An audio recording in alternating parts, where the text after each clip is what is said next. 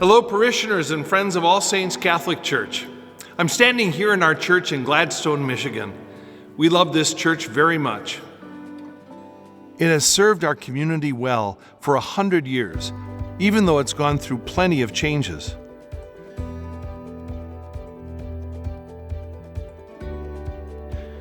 In just a few months, our beloved parish church will once again be undergoing a much-needed repair and renewal. I'm excited to share that after years of planning, All Saints Catholic Church will experience a complete renovation this year, from August to January. It all started with concern for areas of the sanctuary damaged by years of moisture. Some leaks left areas of plaster crumbling, and seeping moisture created stains all over the walls. We've also been dogged with problems with our lighting. The brittle fixtures are now 50 years old, blinking frequently during Mass and even scorching the ceiling. Our sound system has also been a challenge. Every time we think we've worked out all the bugs, somebody's mic begins to squeal. Many improvements have been made since the current sound system was installed. Speakers today are not only less obtrusive, but they also can make a lector many yards away sound like they're standing next to you. COVID left us with another problem: the condition of our pews. Due to the frequent cleaning and disinfecting of our pews during the pandemic, the finish has worn thin. We've since discovered that church furniture companies encourage refurbishing of pews every 50 years, which is just the age our pews will be this year. So, if you're keeping track, we have plaster issues, which when fixed will require us to paint. We have light problems and sound troubles, and our pews need attention. If we just had to address all these concerns, that would be a considerable project right there. But as our parish finance council and leadership team began to assess all the needed physical repairs in our church, we also began to evaluate the liturgical needs as well. They say that when you go into a church, you should be able to look around and say, okay, there's the altar, there's the tabernacle, and there's the crucifix, all lined up in the center. I must be in a Catholic church. You can see here at All Saints, we need to make quite a stretch to check all those boxes. 30 years ago, the altar was moved out on this constructed platform in order to move the celebration of the Mass closer to the people. And in order to best utilize the sanctuary, this partial wall and grillwork was constructed to create a more private area for prayer before the tabernacle. Of course, with this construction, a crucifix wasn't considered part of the design, so the existing crucifix was moved to the side wall. Although these were all laudable ideas, they did have some unintended effects. Chairs were placed around the altar platform, but nobody sits there. So the people are just as far away from the altar as they were before. Nobody utilizes the private chapel, so the tabernacle goes relatively unnoticed. In another good effort, 35 years ago, our parish musicians and choir moved down to the sanctuary area in order to improve the singing at our parish by providing a good example to the rest of the assembly. That move served us well for many years, but now our musicians have moved back to the loft, which will leave our sanctuary area uncluttered and without distraction during Mass. That has given us another challenge.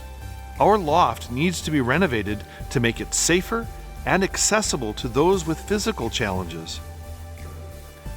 During another improvement to All Saints Church, an elevator was installed. Needing extra room for a vestibule for the elevator, the only confessional in the church was removed. After that, the cry room was the designated place for hearing confessions. I'm glad we have an elevator, but we still don't have a confessional. Eventually, it seemed clear to everyone in parish leadership that if we had to tackle all these needed repairs, we should also tackle these serious liturgical issues as well. Now, we could address all these things one at a time, The plaster could be replaced this year, and next year we could do the painting. The lights could be on the agenda for 3 years from now, and then start the pews.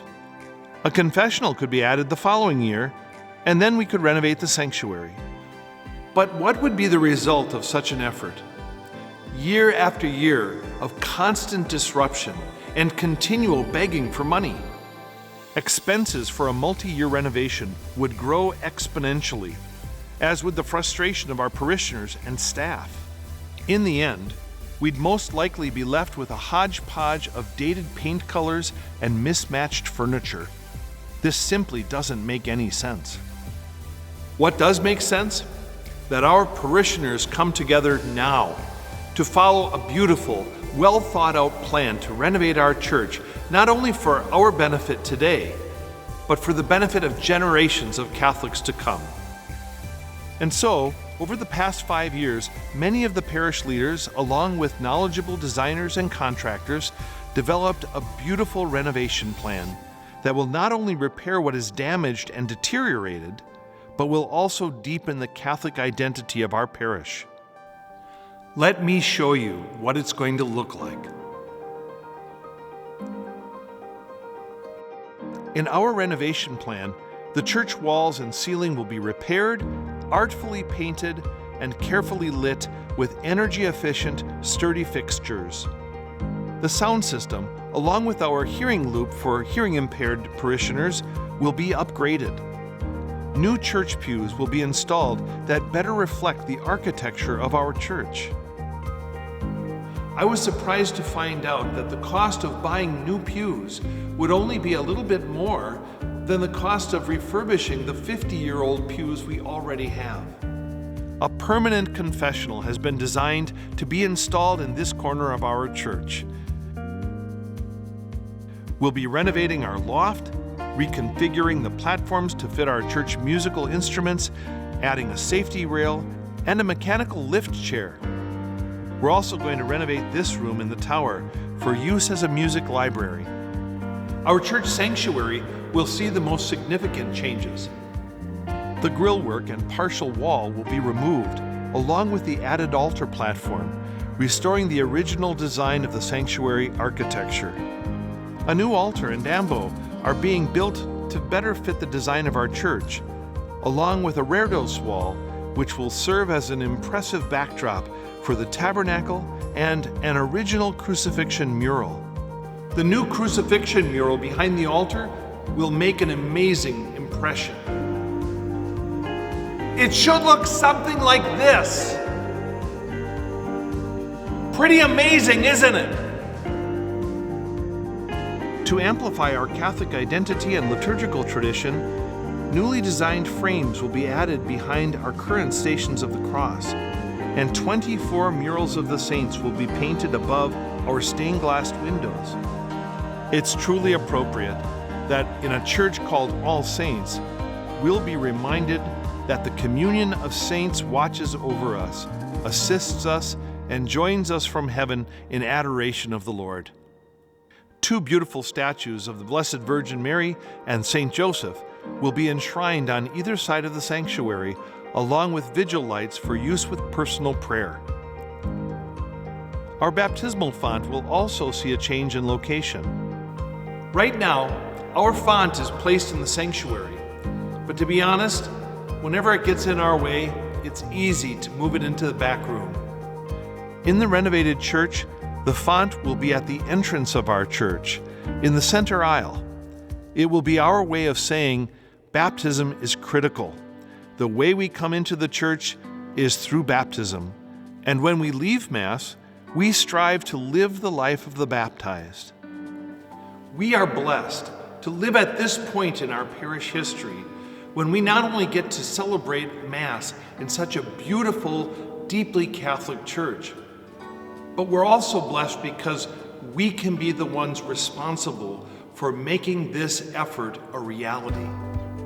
One of the things we are very proud of is that we're making our church beautiful without making it glitzy or garish. It will simply be a beautiful church firmly rooted in our Catholic tradition in which to offer the Mass. To make all this possible, All Saints Church is in the middle of a capital campaign that we call All Saints Renewed. We're going to use this capital campaign to raise the needed funds to renovate our church. The overall cost of the renovation is $1.5 million. But with a building that is over 100 years old, we've been told to have a significant cushion for contingencies. We've also added into this campaign our 2023 goal for the Upper Peninsula Catholic Services Appeal and the cost of the fundraising itself. That puts our overall goal at $2 million. Thankfully, because of the generosity of some All Saints parishioners and because of the good stewardship of our Parish Finance Council, All Saints already has half of the goal in the bank. So today, we're hoping to raise that needed $1 million. So far, the response to our capital campaign has been very positive. Judging by the initial contributions, our parishioners are clearly behind this renovation of our church. It's obvious that we've undertaken a project that has found a lot of support in our parish family. We'd certainly appreciate any support you may be able to offer this project. Please remember All Saints in your prayers as we undertake this endeavor. And if you are able, please consider making a sacrificial financial gift to All Saints Parish in support of this renovation. If you're able to make an offering, please contact us. Or you can make an online contribution by visiting our parish website at allsaintsgladstone.org. Thank you for your interest in All Saints Parish and in our efforts to renovate our church. God bless you, and thanks for keeping the faith.